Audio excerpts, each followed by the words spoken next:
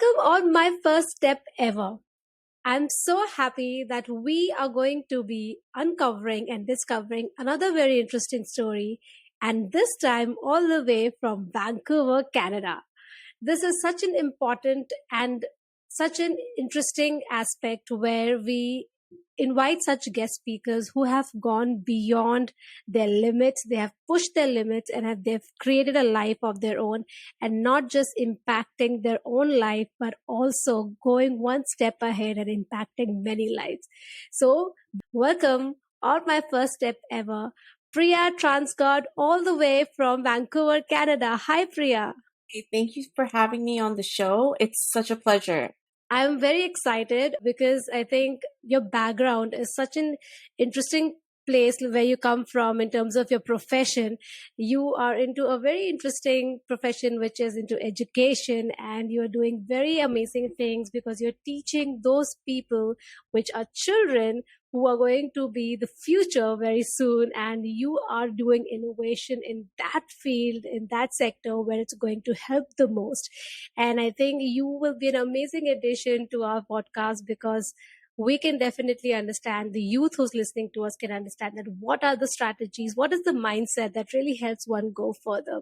But before that, I like to introduce you to my viewers and listeners. Priya Transgad is the founder of Canada's leading tutoring agency for neurodivergent children and lives in Vancouver with her two children. Her background: running family business since she was 12. Wow, that's very, very interesting. Yeah. And that which has given her very key insights, I'm sure. I think that sort of upbringing really helps you, where you have seen your parents, running a family. You have a very different mindset, and that's really interesting to see that you have taken up the family business as well. So I believe that you've recently published a book, and it's called Radically Reframe, which is very interesting, which is 3 guiding principles for a happier neurodivergent family. And that's available on Amazon. I would love to know about the kind of mindset that you carried and that you grew up with. Well, thank you so much for the opportunity. I hope that I can continue to grow and spread the word. And so shows like yours are so important, especially for people who are young and they're going to be our next leaders. So my mindset actually in the beginning was very poor. So when I was 12 years old, my mom passed away, and my father was raising me. I was 12, my brother was 7, and we started to run the family business on weekends because we had to make ends meet. So that was the first. And I learned a lot about working when I was 12. And then I started to learn about mindset as we struggled along year after year. And I think the mindset piece is the most important piece as a youngster. There were times where I was doing very poorly at school, and, I didn't have a mother around. So I was doing the cleaning and the cooking and making sure my brother was okay. But on the other side of things, I wasn't doing well at school, and I was just making it in terms of, working after school and then trying to do my homework. And then on the weekends, I would be working into the wee hours and into the late night. So it was very difficult to try to get through that noise and get to the right mindset.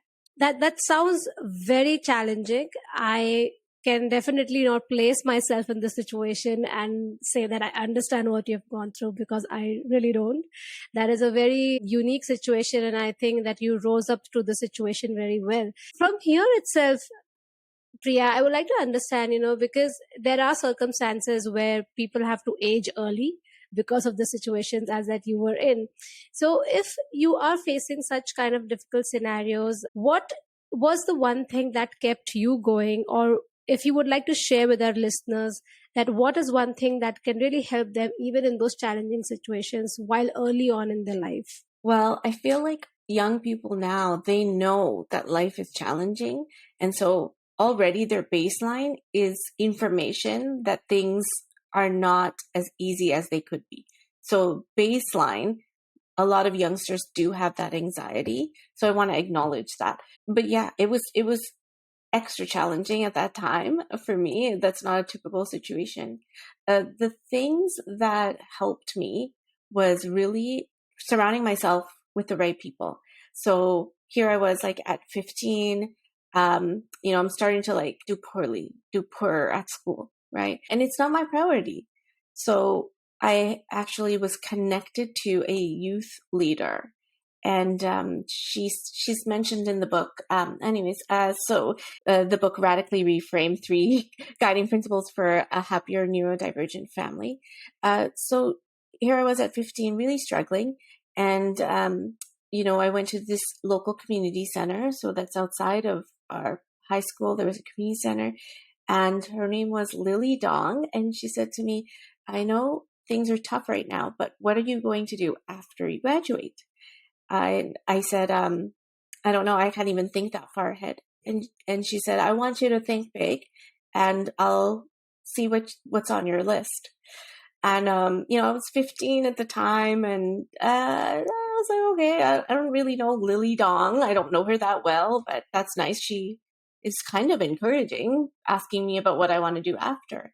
But I really didn't take it too seriously. And she saw me again the week after, and she said, "Where's your list?"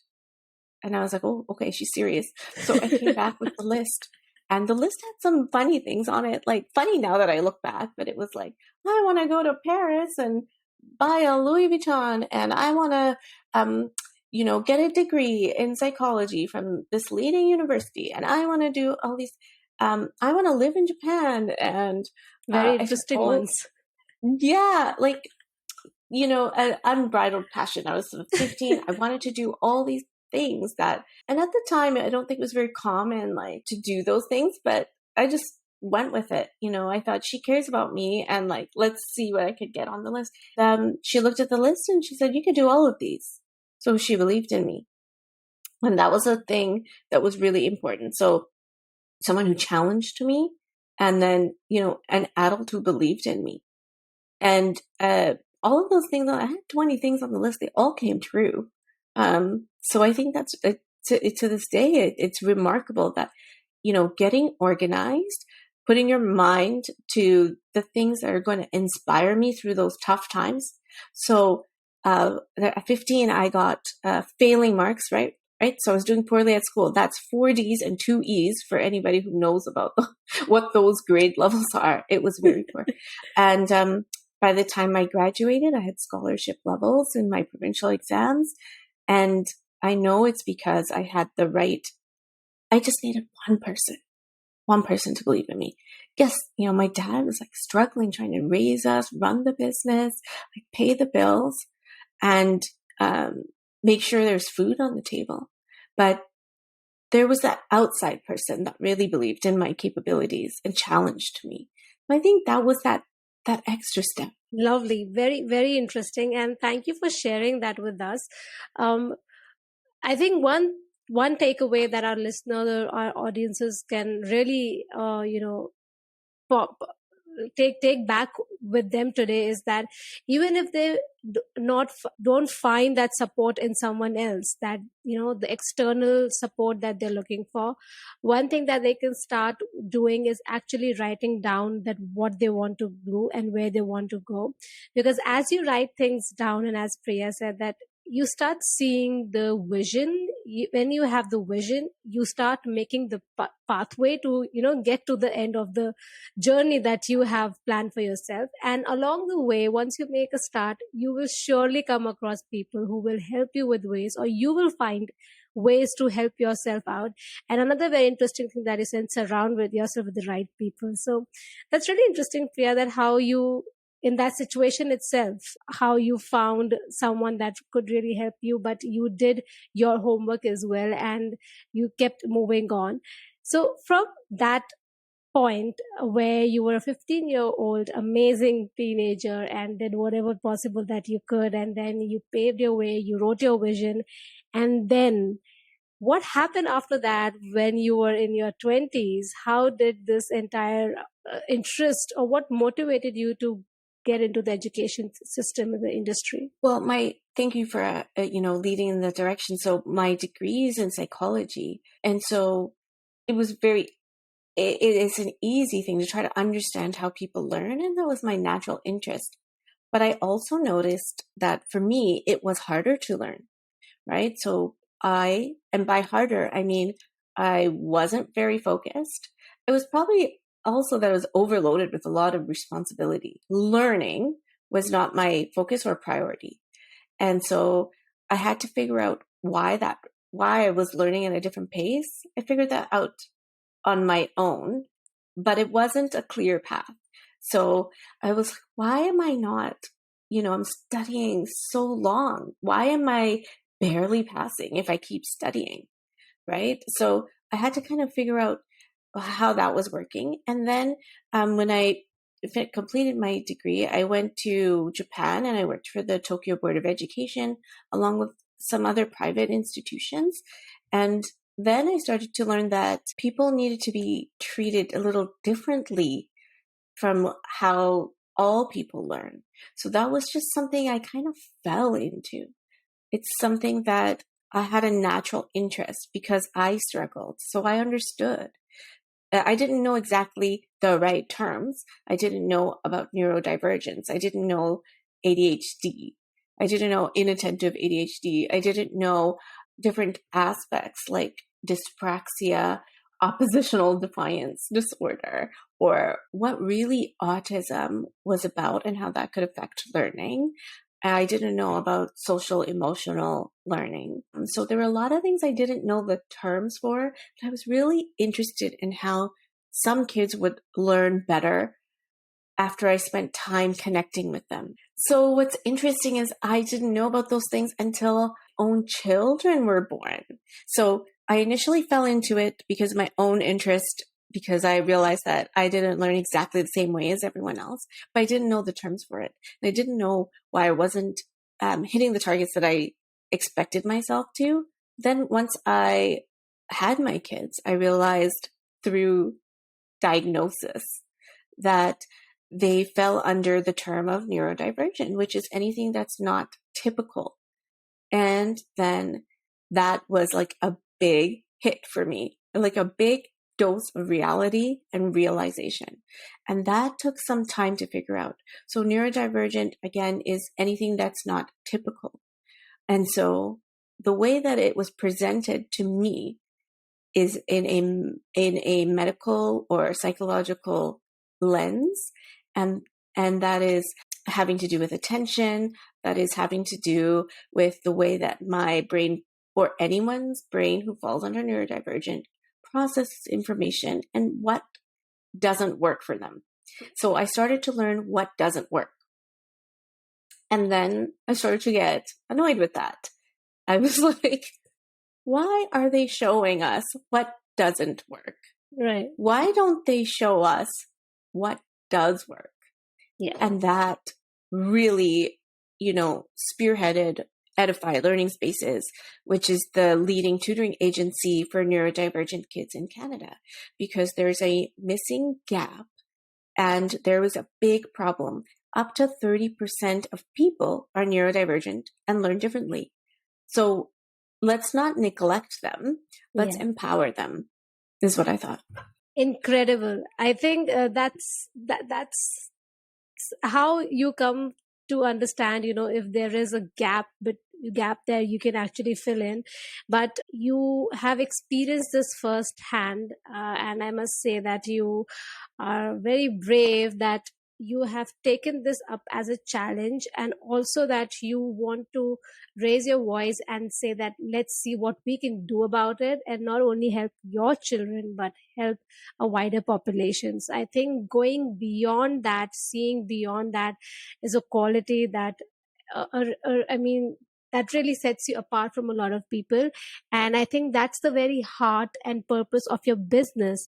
And that's why, people with a very good heart and a very good purpose can make their business run very well. And I think it really touches a lot of people's heart, because it's not just the numbers that you're looking after, but it is a purpose that you're serving out there. So talking about the business, your tutoring agency that we are now about to discuss about. So now that we know the reason behind it, that why it came upon, but are you able to take us through the first steps of how to start your own agency? Even though like you had a bit of an experience with your dad's business, Did you face any challenges? If yes, how did you overcome them? Yeah, so remember all of those challenges I had in the past. That just makes, you can look at it a few ways, right? You could say like, oh, that's going to hold you back because now you're thinking about that and you're stuck in that narrative where you're just repeating those things like life is hard and things don't always go my way, and you're kind of just like zigzagging through life and bouncing off walls. Or you could look at that and say, okay, this is going to make me stronger, right? So those are the things that led to me starting Edify Learning Spaces. Edify Learning Spaces is actually a pivot due to the pandemic. So originally, I was meant to run a brick and mortar, so a physical location of an after school care center. It was going to be an after school care center that didn't really focus on neurodivergent kids. It was going to focus on general like STEAM, so science, tech, engineering, art, and math after school, because that was another gap in the market, right? There wasn't after school, and I really wanted to help women because a lot of women couldn't get back to pick up their kids at school at 3:00. So they would have to sacrifice their career because there wasn't enough after school care provided in the city of Vancouver for 3 hours. So I thought that's an opportunity. For 3 hours, all of their education, all of their sacrifice and learning means nothing because they can't pick up their kid, and now they're taking a job because of the convenience of picking up their kid at 2:45 or 3:00. Yeah. That seems like an opportunity to use and harness our investment in women. So I was saving and connecting with people, and it took, property values kept raising. And I think that's quite common and in many parts of the world right now, but the property value kept raising out of my reach. So then I after all of that time of I actually ended up working with the Minister of Childcare and trying to, create this after school program and a childcare facility. And they granted me up to $1 million, which is a lot of money, but it was still Wow, wasn't enough. congratulations. It wasn't enough. It wasn't enough. So Wow. that was a shortfall. So I had to get a developer to promise more than 4 million, and they stopped at 2.8. So I couldn't make it. I kept trying to pivot and find my way along the journey. And I'm sure a lot of young people can understand how hard it is with real estate prices and brick and mortar, and how that's preventing your dreams from coming true if you have a brick and mortar dream. So the pandemic launched a pivot. It was March 2020, and I had signed a lease for my after school care facility. I had a partner. I had a business plan. I had funding.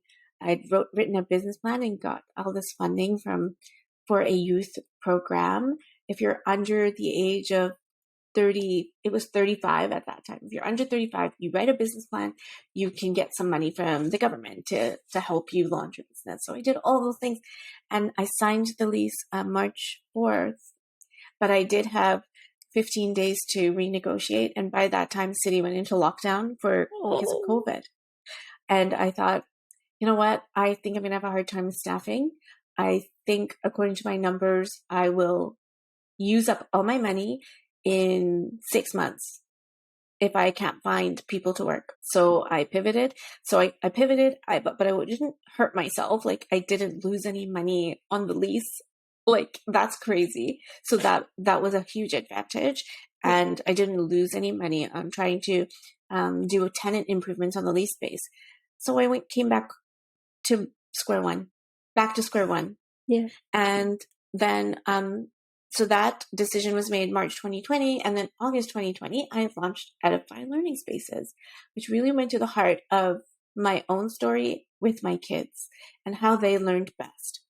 And so I know that there's a lot of parents who are struggling because I was hearing and reading in parent groups that during the pandemic, their kids were being left behind even more. They were already left behind. So I took it upon myself with my knowledge that people were not doing as well, such a large percentage that I could help them through one-on-one tutoring with a specialty for neurodivergent kids. August 2020, by that time I was still studying, like, how are my kids doing and how are they doing well and why are they doing well? Like, I used them as an example of hope. And they changed my life. I wouldn't be the person that I am. I wouldn't be as positive, bold as I am if it wasn't for my kids being neurodivergent. This is a very unique story that I am going through actually today. Very interesting to actually understand that you are really very passionately trying to make a difference, and it is for a very good and noble cause. And I'm happy that your children provide you that strength and you're able to amplify that positivity and strength and able to help more people. And thank you so much, Priya, for being on the podcast today, taking us through your initial struggles and how did you cope with that going forward, that how did you find your purpose, the passion, and how did you pivot yourself at the point of time when you had everything locked in after trying so much, but then everything just went for a toss due to the COVID. So thank you, Priya. It was really lovely to know about your journey, your story, and your purpose and how you have gone through all this together. Before we take your leave, is there any one thing that you would like to tell our viewers or our listeners that you felt that in your life that's biggest learning that you have had and you would like to share with them so that they can just focus on their goals and keep moving on? That's wonderful. I'm going to say it was many, many things. Okay. So for your business, it's really important. And I've helped launch hundreds of businesses, and that's a lot for, if you think about each That's entrepreneur, great. that's right. So I've helped launch hundreds of businesses for those business owners. For your business, it's really important for you to have a business plan that has your financial goals. And then you have to reverse engineer that. And a lot of people look at their financial goals and they say, okay, well, I'm going to, 30 items sold or 30 customers, and it's going to cost me this much. And then but the hard part is getting the customers, and people sometimes think, well, everyone will buy it. So that plan is also about your marketing and how you're going to order it, logistics, everything has to go in that plan. So those three main things have to be in that plan. So it has to be written down. I think that is one of the keys to success. And the next thing is to have a mentor.